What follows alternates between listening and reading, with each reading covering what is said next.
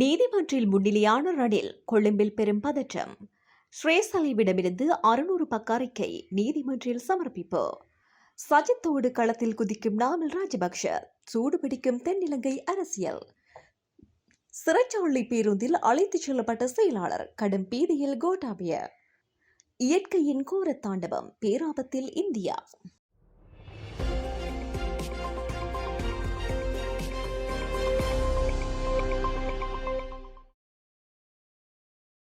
முன்னாள் ஜனாதிபதி ரணில் விக்ரமசிங்கே நீதிமன்ற விசாரணைக்காக கொழும்பு கோட்டை நீதவான் நீதிமன்றில் சற்று முன்னர் முன்னிலையாகியுள்ளார். முன்னாள் ஜனாதிபதி ரணில் விக்ரமசிங்கே மற்றும் முன்னாள் ஜனாதிபதியின் செயலாளர் சமன் ஏக்கநாயக்க ஆகியோருக்கு எதிராக தாக்கல் செய்யப்பட்ட விசாரணைகளின் முன்னேற்றம் குறித்து இன்று நீதிமன்றத்தில் அறிக்கை சமர்ப்பிக்குமாறு கொழும்பு கோட்டை நீதித்துறை நீதிமன்றம் குற்றப்புலனாய்வுத்துறைக்கு உத்தரவிட்டிருந்தது. அதன்படி ரணில் விக்ரமசிங்கே இன்று நீதிமன்றில் முன்னிலையாகியுள்ளார். இந்த உத்தரவானது கடந்த 29/4/2026 அன்று பிறப்பிக்கப்பட்டது. அன்றைய தினம் சட்டம் அதிபர் திணைக்களம் சார்பில் முன்னிலையான மேலதிக சொலிசிட்டர் ஜெனரல் திலீப பீரிஸ் குறிப்பிட்ட தினத்துக்கு முன்னர் சந்தேக நபர்கள் மீது குற்றப்பத்திரிகை தாக்கல் செய்ய நடவடிக்கை எடுக்கப்படும் என நீதிமன்றத்தில் தெரிவித்திருந்தார். இந்த முறைப்பாட்டில் முன்னாள் ஜனாதிபதி ரணில் விக்ரமசிங்கவின் மனைவி மைத்ரி விக்ரமசிங்கவை சந்தேக நபராக சேர்ப்பது குறித்து தாங்கள் பரிசீலித்து வருவதாக திலீப பீரிஸ் மேலும் கூறியிருந்தமை குறிப்பிடத்தக்கது. ஸ்ரேசலைவிடமிருந்து 600 பக்க ரகசிய அறிக்கை குற்றப்புலனாய்வு துறையின் கீழ் இயங்கும் அரசு உளவுத்துறையின் முன்னாள் தலைவரான ஓய்வு பெற்ற மேஜர் ஜெனரல் ஸ்ரேசலை குறித்து 600 பக்கங்களுக்கு மேற்பட்ட மிகவும் முக்கிய அறிக்கையொன்று நீதிமன்றில் சமர்ப்பிக்கப்பட்டது. உயிர்த்த ஞாயிறு பயங்கரவாத தாக்குதல்கள் தொடர்பான விசாரணைகள் குறித்து தாக்கல் செய்துள்ள ரிட்மேன் தொடர்பான அவரது சட்டத்திறனிகள் 600 பக்கங்களுக்கு மேற்பட்ட மிகவும் முக்கியமான கூடுதல் ஆவணங்களையும் ஆதாரங்களையும் மேன்முறையீட்டு நீதிமன்றத்தில் சமர்ப்பித்தனர். உடல்நலக் குறைவு காரணமாக தற்போது மருத்துவமனையில் சிகிச்சை பெற்று வரும் அவரது மனு மீதான விசாரணை ஜூலை 10 நடைபெறவுள்ள நிலையில் இந்த நடவடிக்கை எடுக்கப்பட்டுள்ளது. இந்த சமீபத்திய ஆவண தொகுப்பு ஈஸ்டர் குண்டுவெடிப்புகள், அவை தொடர்பான விசாரணைகள் மற்றும் அந்த காலகட்டத்தில் குற்றப்புலனாய்வுத்துறையின் மூத்த அதிகாரிகளின் நடவடிக்கைகள் ஆகியவை குறித்து முன்னர் வெளியிடப்படாத பல ரகசிய உண்மைகளை வெளிச்சத்திற்கு கொண்டு வந்துள்ளன. நீதிபதி ஜனகடி சில்வா தலைமையிலான ஈஸ்டர் ஞாயிறு தாக்குதல்கள் குறித்த ஜனாதிபதி விசாரணை ஆணையத்தின் முன் புலனாய்வாளர்கள் மற்றும் முக்கிய சாட்சிகளால் அளிக்கப்பட்ட பல பிரமாண்ட பத்திரங்கள் அந்த 600 பக்க ஆவணத்தில் அடங்கியுள்ளதாகவும் ஸ்ரேசலைவிடம் சட்டக்குழு கூறுகின்றது.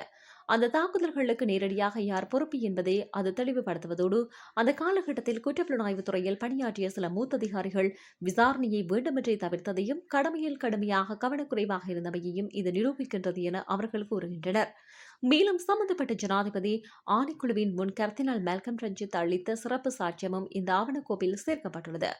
தாக்குதல்கள் குறித்த விசாரணை எவ்வித அரசியல் செல்வாக்கமின்றி சுதந்திரமாக நடத்தப்பட வேண்டும் என்று கர்தினால் வலியுறுத்தியுள்ள நிலையில் தற்போதைய அரசியல் மற்றும் சமூக சூழலில் அந்த சுதந்திர கொள்கை முற்றிலுமாக சிதைவடைந்து விட்டது என மனுதாரர் ஸ்ரேசலை தரப்பு நீதிமன்றத்தில் வாதிட்டது.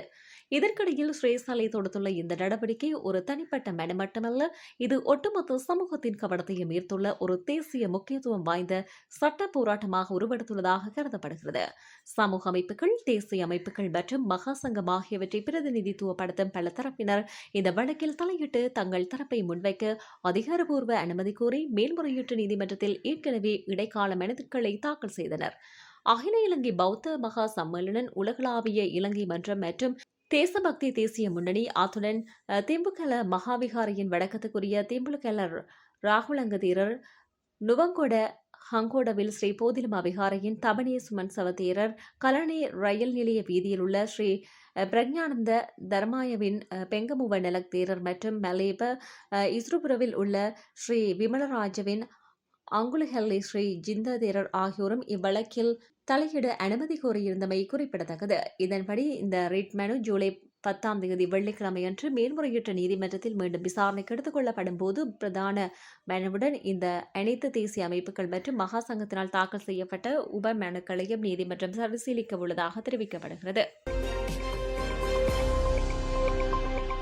உயர்நீதிமன்ற நீதியரசர்களின் ஓய்வு பெறும் வயதை உயர்த்துவது குறித்து விவாதிக்கப்பட்டு வருவதாக நீதி அமைச்சர் தெரிவித்ததை அடுத்து அனைத்து எதிர்க்கட்சிகளும் கடும் கொந்தளிப்புக்குள்ளாகியுள்ளதாக தென்னிலங்கை ஊடகங்கள் தகவல் வெளியிட்டுள்ளன. மேலும் அந்த கட்சிகள் திட்டமிட்ட பிரச்சாரத்தை தொடங்கியுள்ளன எனவும் கூறப்படுகிறது.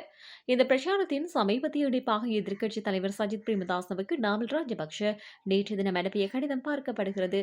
அந்த கடிதத்தின் தலைப்பு உயர்நீதிமன்ற நீதியரசர்களின் பதவிக்காலத்தை வேண்டுமென்றே நீடித்து சட்டத்தின் ஆட்சியை சீர்குலைக்கும் முயற்சிக்கு எதிராக ஜனநாயகத்தை மதிக்கும் அனைத்து கட்சிகளும் எழுந்து நிற்க வேண்டியதன் அவசியம் என்று கூறப்படுகிறது.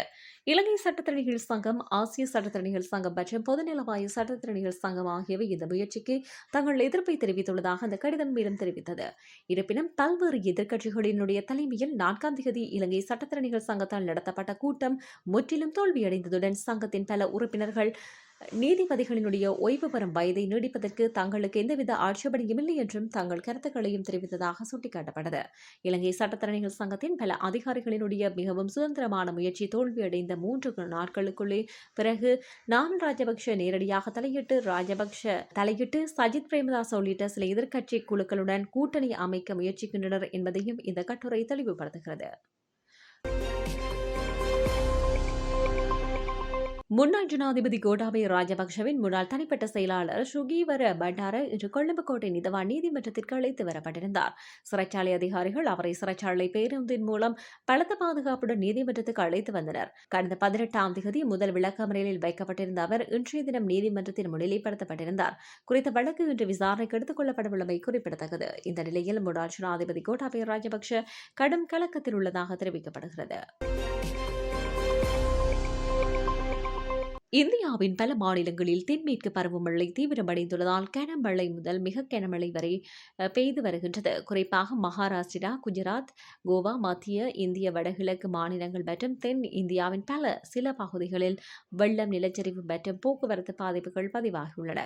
இருப்பினும் சில பகுதிகளில் வழக்கத்தை விட மிக அதிகமான மழை பதிவாகி கடுமையான பாதிப்புகள் ஏற்பட்டன. சில பகுதிகளில் திடீர் வெள்ளம் மற்றும் நிலச்சரிவு அபாயம் இருப்பதாக எச்சரிக்கப்பட்டுள்ளது. மேலும் சாலை, ரயில் மற்றும் விமான போக்குவரத்துகளில் சில இடங்களில் பாதிப்புகள் ஏற்பட்டுள்ளன.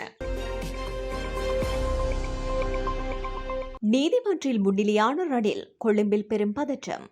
ஸ்ரேசலிவிடமிருந்து 600 பக்க அறிக்கை நீதிமன்றில் சமர்ப்பிப்பு. சஜித்தோடு களத்தில் குதிக்கும் நாமல் ராஜபக்ஷ, சூடுபிடிக்கும் தென்னிலங்கை அரசியல். சிறைச்சாலை பேருந்தில் அழைத்துச் செல்லப்பட்ட செயலாளர், கடும் பீதியில் கோட்டாபய. இயற்கையின் கோர தாண்டவம், பேராபத்தில் இந்தியா.